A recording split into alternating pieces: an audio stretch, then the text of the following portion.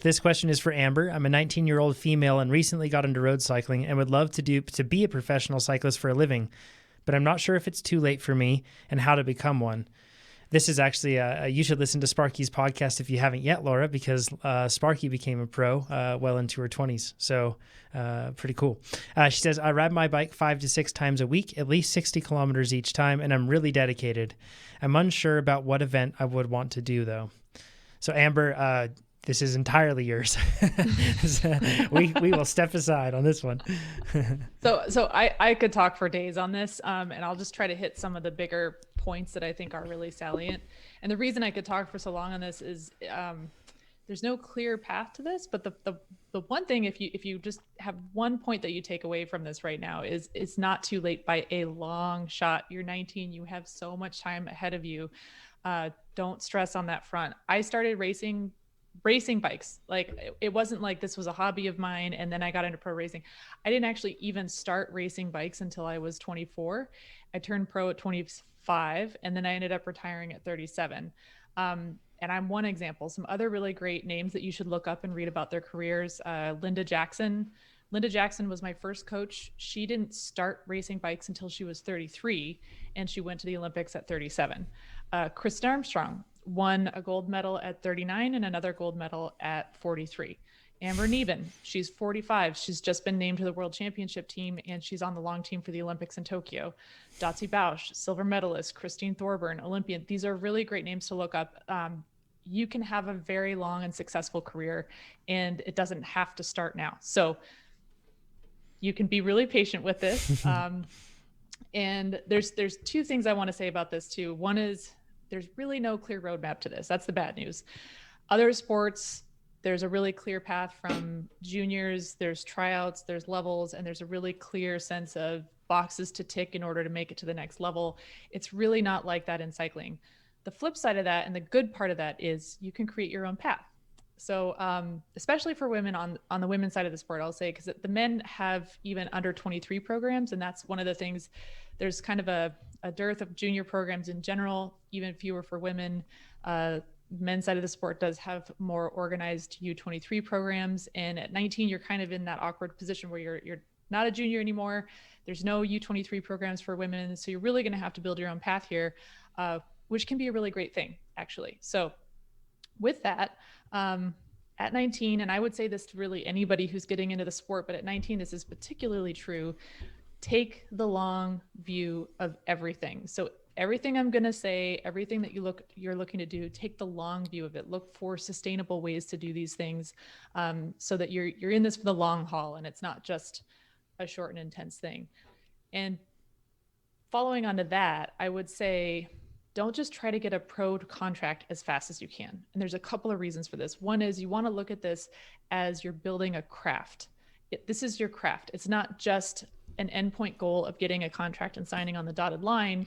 It's about building a craft. And so you want to take time to build a foundation of strong fundamentals, but also build a foundation of support, having a good support system around you that will help you throughout your career. The other reason not to just try to get a pro contract as fast as you can is not all contracts are the same. So there are some very exploitative, even predatory programs out there that will call themselves pro. They may not even pay their riders. And those contrast with programs that look at you as an investment, and they sign you and they want to invest in you and they want to help you develop as an athlete and help give you the resources and support you need to be successful at that level. So when you look at this like it's your craft, and you're taking the long view of it, you're less likely to fall prey to some of these really exploitative and toxic programs that really could, I've seen this happen over and over. You have really talented, really enthusiastic athletes that get into the wrong program and it just burns them out so fast. And it's kind of heartbreaking to see. Yeah, Jonathan. I actually, it's interesting. I was just having a discussion with an athlete on this, Amber, and I don't know if you would agree with this perspective. A lot of the time we have this aspiration to becoming a pro athlete. So we want to, and I use air quotes here, make it. So we're looking for the make it step rather than looking at building momentum. Like, is it fair to say that like that is another good perspective to have? Like every career choice you make as you're becoming a professional athlete, how does this affect my career momentum? Absolutely. Because part of this is you don't want to just sign on the dotted line. You want to actually be successful at the pro level, right? Anybody who's upgraded a category, it's not just about getting the upgrade, it's about learning how to be successful at that new level. And so I think it's totally okay to have this as a goalpost for yourself, but keep in mind what comes after that. What do you want? What do you want out of a career? And I'll get a little bit more into that later, but think of that as well. You're building fundamentals, you're building momentum that will carry you through that first contract. So you get another contract, so you have success at that level, and it's not just signing on the dotted line as an endpoint, and you haven't thought through what comes next. So some things that you can do now. The first thing is to build your engine and your skills. And one of the really important skills that you want to learn is to learn how to nurture your own enthusiasm and curiosity, because your motivation isn't just something that happens passively. This is something that you can actively develop and actively nurture and take care of as you go through the sport. So this is especially at your age, given that you have this long potential future ahead of you, this is something that you really want to take care of and start learning about now. So along with that is really try to avoid burnout. I mean, you're riding a lot, you're obviously really dedicated. I don't think you need to be doing as much as you are, right? There's a lot of things that you want to learn in addition to pedaling your bike a lot of hours a week. It's not just about the time that you're putting in on the bike, and we'll get a little more into that too. Pete, you probably have some thoughts on that as well. Yeah, I mean, we always I've been lucky enough to be part of like the choosing new riders to be put on the team process, and it's maybe your bike skill and FTP is like 20% of why you would get put on a team. So definitely that's very important, but that's like the ticket to entry. You have to be fast enough, but then talking about all the other things you're doing with your life to stay sane, to be a normal person that we could imagine putting some cyclists out into the world and say, go stand in front of a grocery store and talk to every person that comes in. And that's not going to work very well. A lot of the time, that's the sort of the position you're put in as a cyclist is get ready to talk to 50 people in the next hour. So that's something you have to consider as a skill that you have to work on, in addition to pedaling hard and, it's think about yourself as a full person and what you bring to the table. And to me, that's really important to avoiding burnout, because if you're focused completely on the cycling aspect, that's when you get burnt out. It's when you kind of create who you are as a person and all the other things you bring to the table, that balances you a little more. And that's what, it's crazy, but that's really important to almost all cycling teams. And this is my point of view, but if you find a team where that's not important, I probably wouldn't join that team. Mm-hmm. I would wait another 6 months or wait another year and see if there's another opportunity.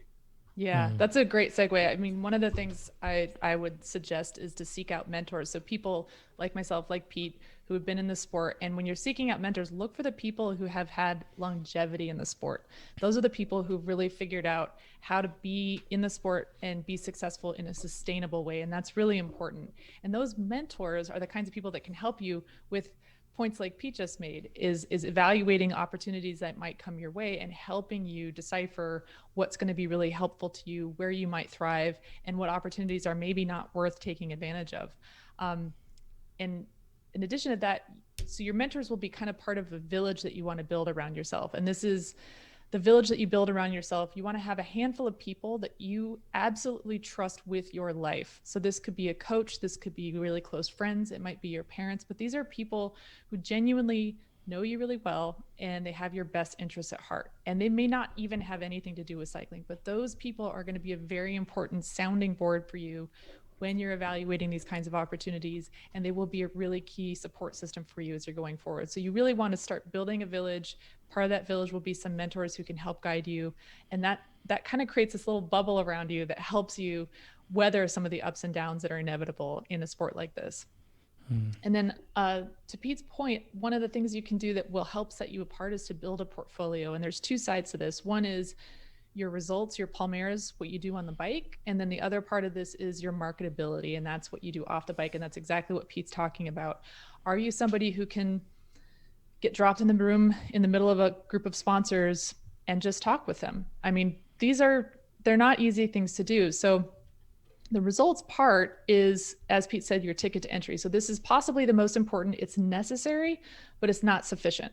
So start with the local results, start learning how to win at the local level, challenge yourself with races at the regional level and eventually at the national level. And to become a professional rider, you're gonna have to be able to get those results at the national level. And that might be a long way off, and that's okay. Again, you have so much time here. So don't rush this. Really use these experiences and these goals, these stepwise goals, to build out that solid foundation that you're going to need. And then eventually, when you get to that national level and you're capable of being opportunistic and getting results at that national level, what you're going to want to do is you're going to want to race in front of and get those results in front of professional directors. That's really the key. And there's a couple ways to do this. One is actually in person at the races. Go introduce yourself to the professional directors. Tell them your name. Make sure they know what you look like. So when they're watching the race, they'll notice you. They'll see how you're racing. The other way you can do this, especially now since we don't have a lot of racing, is email. You can just introduce yourself, reach out to riders on the team, introduce yourself. That's actually a great way to get mentors and to get your name sort of in people's minds. So these are things that eventually you'll need to do when you get to that national level. And then the marketability component of this is really, results are necessary, but they're not sufficient. So just because you win a race and you stand on a podium, if that happens in a vacuum, it's of no value to sponsors and the people who really run the business side of the sport. What is of value is when you leverage the credibility of a win to magnify it on behalf of your sponsors and your team. And that's really what drives the business side of the sport. So the things that you can do with this are become a leader in your community. Take part in outreach and community building activities. You can do this on the behalf of a local bike shop, for example. Check with your local bike shop. Is there a way that you can contribute to or start leading group rides that will help cultivate cycling in your community? You can even at this age, you can start reaching out to and cultivating some personal sponsors. I caution you against walking into a bike shop and demanding free things just because you want to race. What you really need to learn how to do is learn how to develop a true value proposition for your sponsors. Do your homework. If you're going to maybe approach a local bakery to be a sponsor, which I think would be really fun, by the way, what value can you deliver to them that would actually be meaningful to them for their objectives? It's not about you getting free stuff or you getting money. It's about what can you offer them as a business value proposition that's going to help them grow their own business objectives. And learning how to do that's a really great skill. And if you can even if it's something like you get a free box of donuts once a week, maybe not the best example, but we'll use that for the time being. Even if it's a small sponsorship, those relationships actually become a part of your portfolio. And those relationships can then become references for you later on when you're talking to directors. And then you can put all of these things into a race resume. And your race resume can be a PDF document, it can be a website, but you want to collect all of these things together in one place so that when you are eventually talking to teams, you have a place that you can show them. And these sponsors and these relationships can serve as references on that front. So this is the business side. This is the side that really makes this professional. And you can really set yourself apart in a big way. And again, the marketability side, while it's important, it's not enough if you don't have the results too. So you kind of have to develop both sides of this. But if these are two things that you can start working on right now, again, taking the long view and trying to do this very, very sustainably. And a few things I wish I'd known when I got into this is, again, I just want to emphasize the longevity part of this is so important. What comes after your first contract? Yes, it's a goalpost. Yes, it's something you want to accomplish. But once you sign on that dotted line, how are you going to be successful at that level? Another question to ask yourself is, how does cycling, or how do you envision a pro career fitting into the big picture of what you want in your life? This is probably going to change. You're 19. I'm going to guess 5 years from now, 10 years from now, your answer to this is going to be vastly different. So allow yourself the flexibility to let that answer change, but keep this question top of mind because you want to make sure that this fits into your life in a way that you want it to. When I got into pro cycling, it wasn't at all what I thought it was going to be. It's also not something I ever imagined for myself. If you had asked me at 19 about pro cycling, I wouldn't even have known what it was. I was actually in France when I was 14 and I saw the final stage of the Tour de France. And as they went by, everybody pointed to the yellow jersey and said, he's the winner, he's the winner. And I rolled my eyes and was like, you guys have no idea what you're talking about. The race is obviously not even over yet. How can you know who won? So that was the level of my understanding in my teens. I had no idea. So this was an opportunity that ended up presenting itself to me. And it was an opportunity I didn't even know existed a few years before that. So allow yourself some space to shift trajectories if you need to. And the other side of this is education. So most of the professional women I know in the Peloton had an education as well. This is not something where it's one or the other. You don't need to give up an education in order to have a pro cycling career. So if getting a college education is something, an opportunity that's available to you, absolutely take that opportunity. A great example of this, Corinne Rivera. So Corinne Rivera started as a junior. She started really young. She's now racing for Sunweb. She won the Tour of Flanders. She's amazing. She went to college and she raced collegiate for Marion. Collegiate cycling is another great way to marry these two sides of your life. So this doesn't have to be an all or nothing thing in order to get to the pro level and be successful. And then the last thing I want to tell you is, when this is your dream and it is in your bones, absolutely the thing that you want to do, you become very vulnerable to people who will try to convince you that they are the gatekeeper to your dream. And no one but you is the gatekeeper to your dream. There is no single person out there that can stand in your way. There are literally a million different ways for you to get from where you are now to accomplish that dream. So if you encounter somebody, especially a jerk, but anybody who tries to convince you that you have to do what they say in order to accomplish your dream, or that they are the only way for you to move forward on this path, it's absolutely not true. So if you encounter that person, red flag, start looking for a way around them, because I guarantee you there is one. And the other thing is, don't waste your time with jerks. There's so many wonderful, kind, amazing people in this sport who would love to help you and support you on your path. Don't waste your time with the ones who don't believe in you, who are naysayers, who are bringing you down. It's not worth your time. You have a ton of time to make this dream happen. So there's plenty of time for you to find ways around those roadblocks. And just remember, it's up to you. It's not up to anyone else. I want to expand on what you said as being the person who does the sponsorship on the other side. There's some really key things. One, the gatekeeper. We had Justin Williams on here, right? And so many people were gatekeepers to their success. You know what Justin said? I'm going to make my own team. Yes. The way I want, and I'm going to develop and build my life. Now, we probably have all heard of Legion and Justin Williams on this podcast, especially if you're an American. Now, he races elite level cycling, which means that's the same level I am. Like, I could be in his races. You probably can't name the current US, most of you, US pro crit champion, right? The top three of the podium. For the professional level. And that is because Justin is so good at marketing. And then his sponsorship level, I don't know what it is particularly, but the brands at Rafa, Specialized, I believe Shimano too, right?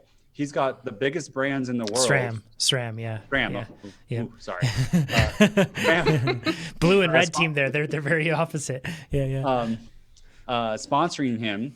And I bet you he has more support than people, even pro riders at the World Tour level, because of he is building his marketing. And you look between him, Corey, and Legion, just on Instagram alone, they're putting out, I haven't counted, but I would say 30 pieces of content per day, including stories. And are you doing that? Laura, so when you think about it, there's different ways. You can be a world champion. Everything's easy. You're going to get whatever you want. Although there are world champions that they're just 1 year and they kind of go away because they don't have a big social following and you don't really hear about them or think about them. Then there are some that have a huge social following and they are like timeless. And because they work at it, right? They share a lot of stuff. Yeah, John? There's two things I want to bring up. A great example of that is in the triathlon world. Lionel Sanders has never won a world championship, like an Ironman world championship. He hasn't. Meanwhile, Patrick Lange, who has won Kona twice, I think, right? He doesn't have nearly the following and nearly the affinity and the brand value. And aside from this as well, and I think this is a point that you made, Amber, and maybe just making it a bit more explicitly, it's extremely important to view the value that a brand or team brings to you objectively. Like, look at it from other people's perspectives. If Justin didn't have such high profile brands with him, I guarantee you that would drop some of the brand equity that he and his team has. So there are times even when you may have a situation where you certainly need to be a professional and need to get paid. But there may be situations where you could get paid to have a worse option. And if you were to take less, but be able to ride on higher brand equity, it's absolutely worth it. I've done that in my, just with motocross and everything else, and going through the whole process of sponsors and building that up. There were times when I could have chose entirely free product and everything was taken care of and it was great, or I could pick the brand that was of more, notoriety and more respect. And then I think that in many cases it's worth you doing that. That's one of the things that Cliff does so well as well. So it's really important that you look at this from a 360 perspective instead of just, I need to get the next contract, desperation, give me whatever I can get. So Laura, as you do this, to what Amber said too, is as far as I'm aware, and Amber, you please answer me, unless you are a world champion, the pro contracts in women cycling, it's going to be hard to live on. It is not, you're not going to be a rich person. Is that right? No, that's absolutely right. Yeah. So Laura, and the way that you can do is you can build this safety net of other sponsors that are personal, or the sponsors that follow you onto teams. And you do that by marketing yourself and building a following. Because what all the other sponsors want to do is they want people to see, and just using it is not enough, because the amount of people who just who go, oh, this team was writing this thing, so therefore I'm going to buy it, is not enough. But when you look at someone on Instagram who has hundreds of thousands of followers and they put it on there, then there's real value right there for the brand. And go ahead. Also, a following on social media is one way of providing value, but there will be sponsors that you work with for whom that's less valuable than other things that you can do for them. So it really depends on the sponsor themselves. And you could have 30,000 followers on Instagram and do one post that features the brand. That's one thing. But let's say you lead a camp of 30 people and that camp utterly changes their lives.